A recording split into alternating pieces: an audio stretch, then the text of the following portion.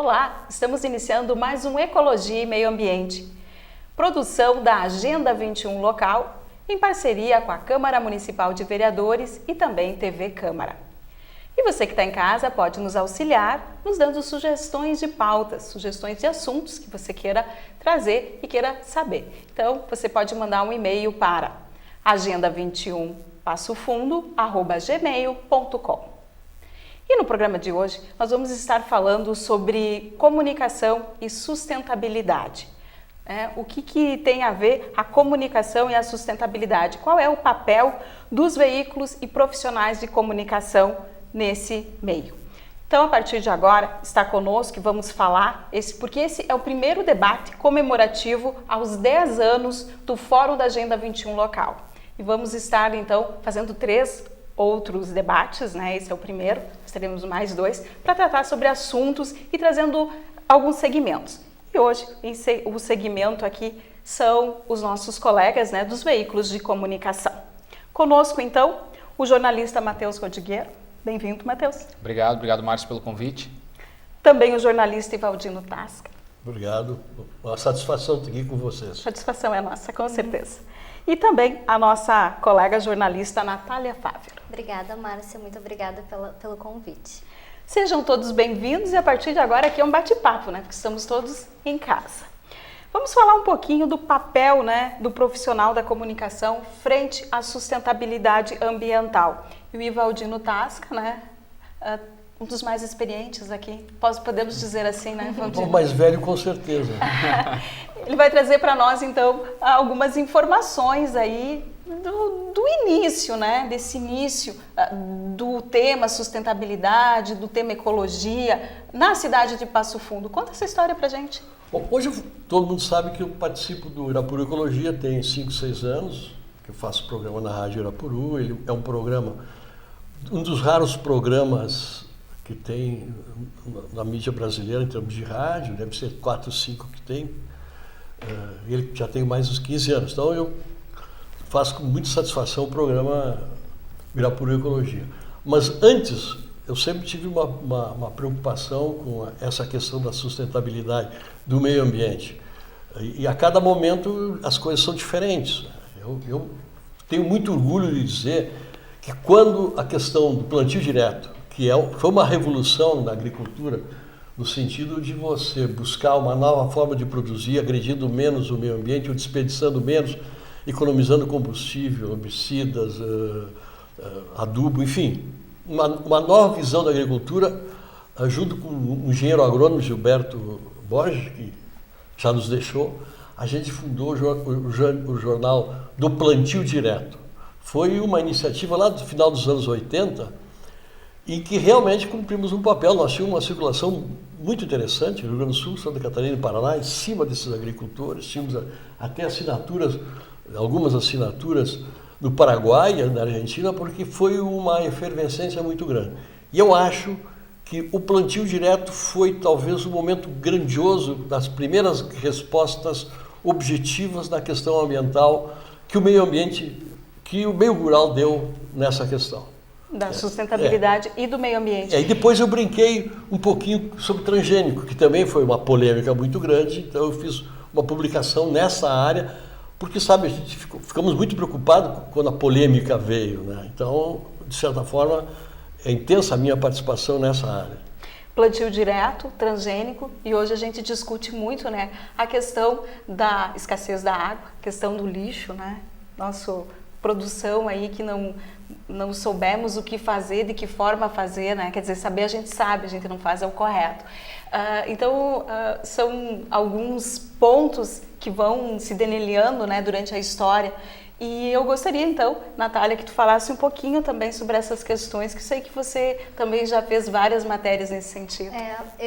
A minha experiência, então, a minha ligação com o meio ambiente mais próximo começou, então, através da minha experiência como assessora de imprensa dos comitês de bacias hidrográficas do Rio Passo Fundo e também do Alto Jacuí, há alguns anos, E foi meu contato mais próximo com a questão dos recursos hídricos. E a gente teve, foi um período que faz uns dois anos que eu trabalhei nos comitês, e a gente pôde perceber a dificuldade que é, né, o trabalho de preservação dos recursos hídricos.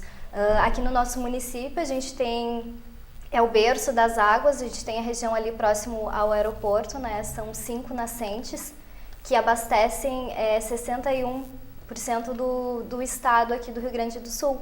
Então nós, aqui de Passo Fundo, temos uma grande responsabilidade na questão da preservação destes recursos hídricos, porque se não preservarmos aqui, compromete boa parte do estado. Então a gente tem um compromisso e a gente também observa alguns avanços, mas ainda há uma dificuldade muito grande na questão da preservação dessas nascentes, né, da conscientização da população na questão dos resíduos, do depósito de lixo irregular, que acabam indo para os rios. Então, temos um longo caminho aí pela frente, né? E também lembrando que aí em maio foi aprovado o plano de resíduos sólidos, né, agora no final de maio, que eu acredito que é um grande avanço aí nessa questão dos resíduos sólidos aqui em Passo Fundo, né, que determina metas, diretrizes e ações, que é um compromisso de toda a sociedade, não só do poder público,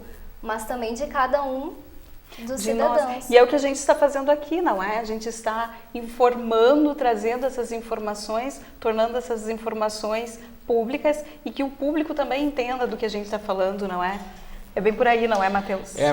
Ouvindo o Ivaldino e a Natália falar, acho que demonstra muito a nossa responsabilidade, né, enquanto comunicador, enquanto jornalista também, de ajudar as pessoas a essa sementinha da sustentabilidade se desenvolver, né? É muito mais fácil hoje em dia, pelo menos é o que me parece, conversar com crianças, né, do que com adultos. Porque as crianças, se você ensinar para ela ali, pequenininha, né, que ela não pode colocar o lixo na rua, no chão, na natureza, ela não vai colocar. Agora, para um adulto, né, para nós, parece tão difícil a gente mudar, porque é um hábito que a gente não tinha, né? E o Ivaldino trouxe aqui um pouco do histórico, para ver como isso é recente, né, essa preocupação com o meio ambiente, né? Por mais que órgãos e instituições já existem há um bom tempo, mas a sociedade em geral não discutia isso há pouco tempo, né?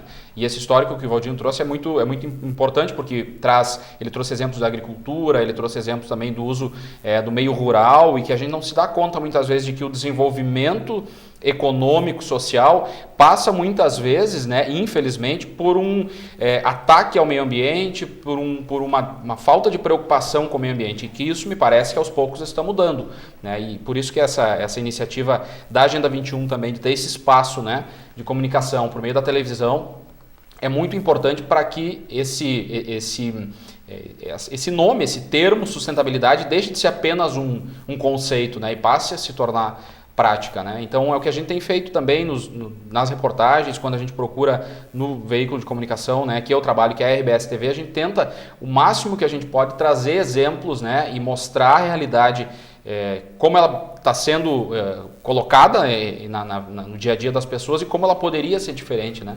Esse dado que a Natália traz do percentual, né, dos recursos hídricos que nascem aqui em Passo Fundo, ele é impressionante, né? Mais de 60% de todos os recursos hídricos do estado, né? E a gente tem que cuidar disso. Então, passa por várias ações, né? Inclusive pela nossa, né? Enquanto comunicador, enquanto jornalista, que tem o papel também de potencializar isso, né? A sustentabilidade para todo mundo, né? E uma das questões que eu falo muito é que o meio ambiente somos todos nós, né? E a minha casa é a minha cidade. Então é nesse sentido que a gente tem que preservar os nossos espaços. Nós estamos ganhando tantos espaços aí que estão sendo revitalizados e trabalhar essa questão, né, da sustentabilidade, não é, Ivaldino? Você que semanalmente tem um programa que fala sobre isso, né? Essa questão de estarmos sempre levando a informação, tentando chamar atenção para essa questão. Né? Veja, Márcia, o Matheus levantou algo que para mim é importante ter presente. Meu pai foi agricultor do interior de Barra Funda, interior de Sarandi. E quando ele casou, ele teve que fazer um chiqueiro de porcos. O técnico daquela época, anos 40, disse que ele tinha que fazer o chiqueiro de porcos dele próximo à água, praticamente dentro da água, porque os dejetos seriam levados pela água, não criaria mosca, cheiro e ainda serviria de alimento de peixe. Se você imaginar o que significaria hoje você ter as pocilgas próximo à água, você vê que a mudança de visualização, de enfoque sobre a relação do homem com a natureza mudou radicalmente. Então eu acho que, por isso que às vezes, o que o Matheus levanta é importante, é difícil para nós, adultos, mudar. Nós tivemos uma forma de nos relacionar com a natureza, da qual, não sei se 60%, 70% já não dá mais. E aí não é mais o automático, como a criança que está aprendendo agora. Eu estou dirigindo, meu neto do carona diz assim: vô, eu me dei conta de uma coisa, a água tu não destrói, mas só suja ela, né? Olha a observação que ele fez. E eu não tinha me dado conta que você não destrói a água. A água está aí, a mesma quantidade de água que está no planeta é a mesma desde que essa coisa existiu. Mas você ia a emporcalha. Quer dizer, ele já está com essa percepção hoje. Então eu acho que isso também é parte do trabalho que a Instituto Nacional faz, que a RBS TV faz, que a Irapuru faz, e que também, e acho importante isso, TV Câmara faz, os próprios professores de sala de aula estão fazendo. E é essa conversa, não é? É isso aí. A gente tem lá no Jornal Nacional, é um projeto Comunidade em Ação. Então, toda terça-feira a gente produz matérias voltadas também ao meio ambiente, voltadas para projetos sociais, e muitas das reportagens que a gente produz é relacionado ao meio ambiente. E na assessoria da UPF também, onde eu trabalho, também a universidade tem vários projetos de extensão e iniciativas que vão em prol do meio ambiente, né? Então, a gente vê que o nosso papel como comunicador, ele não é apenas de levar a informação. Eu acho que a gente também tem que provocar uma reflexão, porque em inúmeras reportagens que a gente faz, a gente conversa com os especialistas e muitos dizem: não, a gente já tem a consciência, o que nos falta é agir. Então, eu acredito que se cada um sair da inércia e começar a agir, eu acho que a gente consegue uma mudança em relação, porque o que é a sustentabilidade, né? Agora, com esses inúmeros parques e lugares, e não só no ambiente externo, mas na nossa casa, no nosso trabalho, sustentabilidade, a gente está num local e provocar o mínimo de impacto possível no ambiente. Então, se a gente pensar dessa maneira no nosso dia a dia, de como minimizar ou começar com pequenos atos, reciclar em casa, reciclar os nossos lixos, eu acho que a gente já está começando a fazer alguma coisa pelo meio ambiente. Eu acho que o nosso papel quanto jornalista, como comunicador, é provocar isso na sociedade, provocar essa reflexão, e se as pessoas conseguirem agir, eu acho que nós vamos conseguir aí atingir um pouco dos nossos objetivos. E o nosso ambiente de trabalho também, né? Não é a empresa que a gente trabalha, enfim, a organização, ter esse cuidado também, né? A gente provocar isso de dentro para fora, não é? Não tem dúvida, porque é muito fácil às vezes a gente esperar também uma atitude do outro, né? Achar que quem não cuida do meio ambiente é meu vizinho, né? Mas e que tipo de cuidado a gente está tendo, né? Então, que tipo de exemplo também a gente está dando enquanto meio de comunicação? E aqui, agora eu vou trazer um outro exemplo que é muito recente e é muito válido, acho, também para essa discussão, né? Como a mídia nacional focou em cima do desastre de Mariana, né? Que aconteceu em novembro do ano passado, e que a gente viu que se passaram aí 7, 8 meses, né? 7 meses, até mais, e os responsáveis continuam por aí.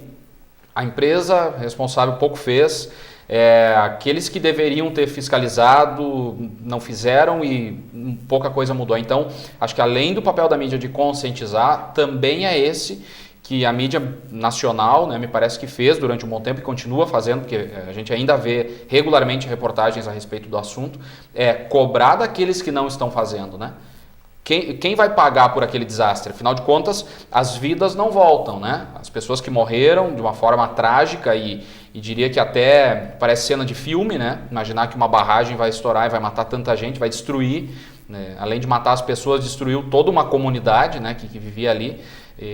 poluiu o rio, destruiu a vegetação. Então, o que vai Várias acontecer? regiões e estados também Exato, foram atingidos. impactados, né? Sim, foi um Então, assim, impacto geral, né? isso, o que E que a gente vai ter ainda consequências por muitos Porque me outros parece anos. que se a gente deixar o desastre de Mariana passar batido, é um exemplo negativo que a gente está dando para todo mundo, para empresários, para empresas, para instituições, para a comunidade E nós, de enquanto, todas as regiões do país, né? Enquanto comunicadores, também não estamos fazendo o nosso papel, que é, né, mostrar e cobrar também, Cobrar, né? exatamente. Então, o que a polícia vai fazer, o que a justiça vai fazer, vamos ficar em cima disso. Acho que um papel também da imprensa é esse, né? É de cobrar aqueles que devem ser responsabilizados pelos danos, que aquilo ali a gente está falando de um desastre ambiental sem precedentes, né? E aquilo ali não pode ficar assim, né? Certo. A gente vai a um breve intervalinho e já retornamos com mais Ecologia e Meio Ambiente.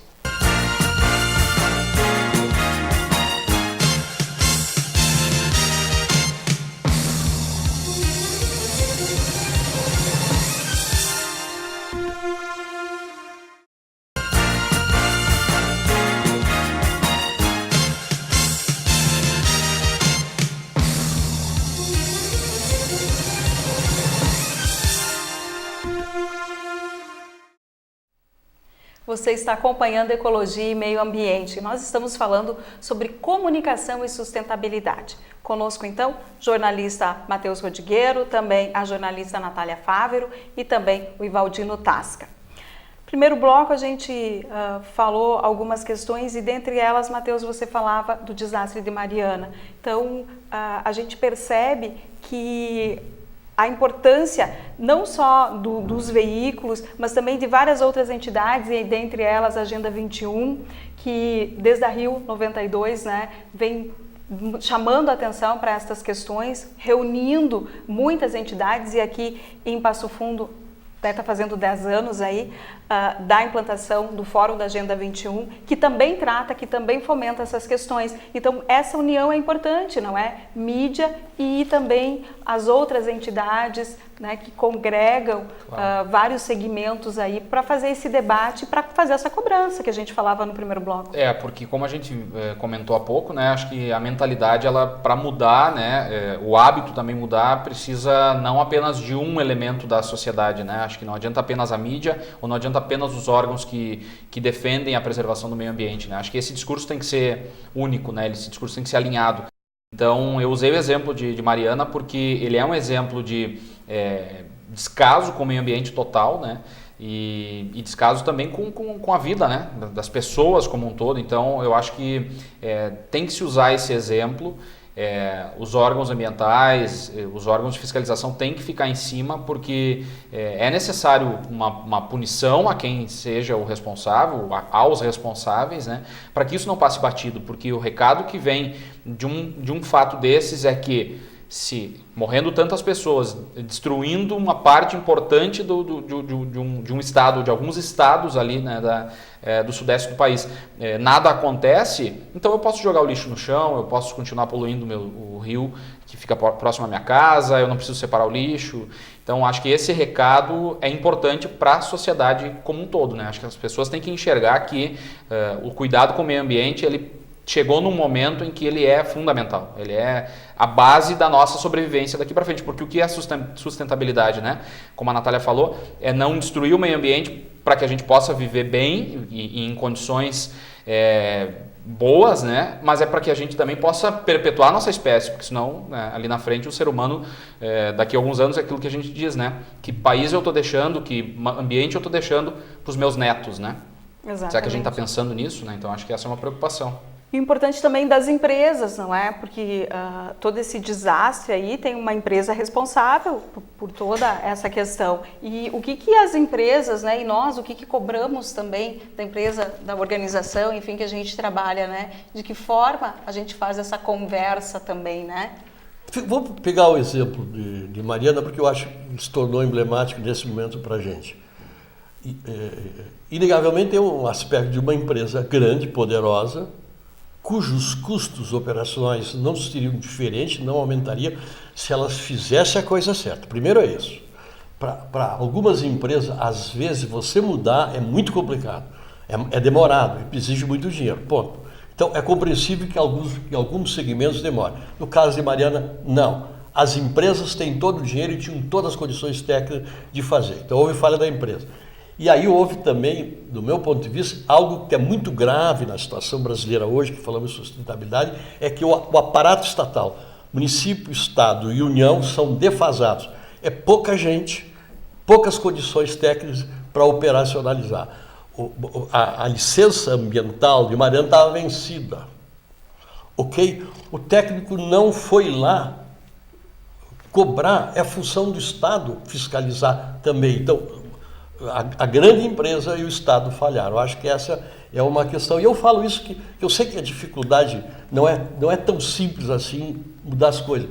Fui o secretário que tive a satisfação de implantar a Secretaria do Meio Ambiente em Passo Fundo.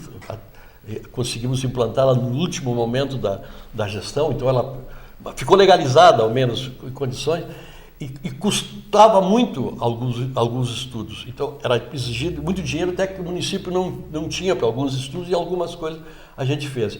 Mas há um momento em que você precisa avaliar com uma certa dose de determinação.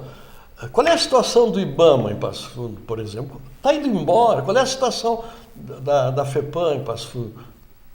É precária. A Secretaria Municipal agora tem Secretaria Municipal agora está tendo uma estrutura razoável de trabalho. Então, acho que é importante também, nesse momento, a gente não esquecer do papel do poder público na questão da sustentabilidade, que, para minha surpresa, o viés ideológico que governa o país há 25 anos, tido como extremamente comprometido com o meio ambiente, é uma negação total.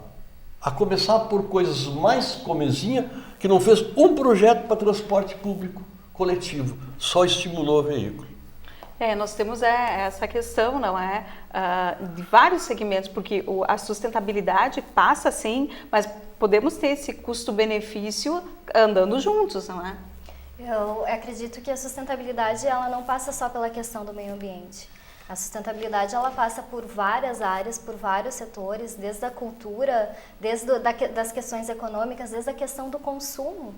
A gente consumir de maneira sustentável já é um grande desafio e também impacta nisso tudo. Então, a sustentabilidade ela passa por vários setores e a gente não pode olhar ela de forma separada, porque ela é um conjunto. As ações elas têm que ser feitas, pensadas num todo, porque uma coisa impacta na outra.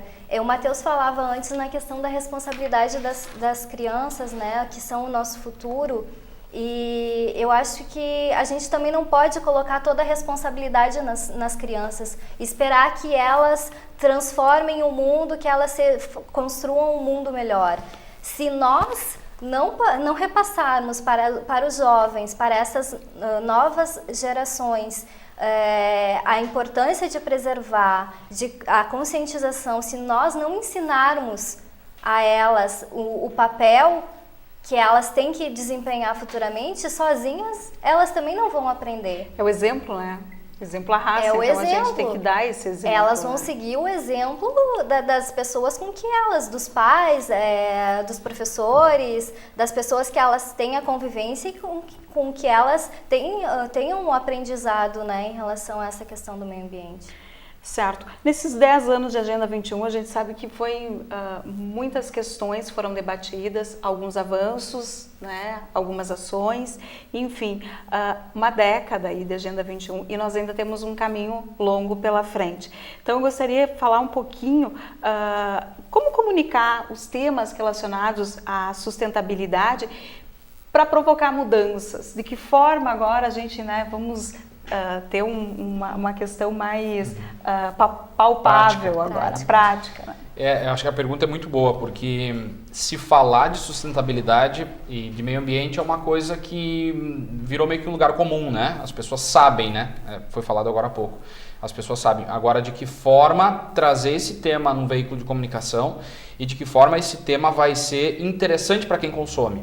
né? Porque os veículos de comunicação, seja a televisão, seja a rádio, seja jornal, eles querem, e o objetivo é esse, que sejam consumidos, né? Que as pessoas assistam, que as pessoas ouçam, que as pessoas leiam, né? Acessem os portais de comunicação. Então o desafio do jornalista também é como tratar essas questões fundamentais, como o meio ambiente, a sustentabilidade, a preservação da água, dos recursos naturais, de uma forma que seja atrativo, né? De uma forma que seja interessante para as pessoas prestar atenção e que aquilo toque, né? Para que a gente seja impactado como pelo número que eu citei há pouco, que a Natália trouxe, né? Do percentual, né, de recursos naturais que nascem aqui na nossa cidade, né? Então, acho que o desafio do meio de comunicação é esse, né? É tentar desenvolver uma forma, e é responsabilidade nossa ter o meio ambiente como pauta, mas tratar esse assunto de uma forma interessante para que as pessoas prestem atenção e queiram comprar aquela ideia, né? Porque a ideia, todo mundo sabe que ela é importante, mas será que as pessoas vão comprar mesmo aquela ideia de separar o lixo, de não jogar o lixo no chão, de consumir de forma sustentável, né? De andar de bicicleta, de andar de ônibus e deixar o carro em casa? Será que é tão simples assim? Não me parece que é tão simples assim, né? E esses assuntos, se a gente não tratar de uma forma interessante, atrativa, as pessoas talvez não vão se interessar. Então, é nossa responsabilidade grande para colocar isso em prática, sem dúvida nenhuma. De que forma também provocar essa reflexão? Eu tive uma experiência há uns 5 anos atrás, numa reportagem que eu e a Amanda Scher, que na época trabalhava no Jornal Nacional, que a gente trabalhou como um dia como reciclador no aterro sanitário. Então, foi uma maneira que a gente pensou de trabalhar isso que o Matheus está falando, de como impactar, mostrar para as pessoas na prática como é essa questão dos resíduos, da separação do lixo. Na época, o aterro estava numa situação muito pior, a esteira onde os recicladores que atuam na triagem dos resíduos ela estava danificada e tinha uma montanha de lixo de 8 metros. Então, a gente, nessa situação, e vendo a situação também desses recicladores que dependem da reciclagem do lixo para sobreviver, a gente pensou em mostrar para os nossos leitores uma forma de repente, impactar. Então, a gente passou um dia trabalhando com eles, só foi um dia.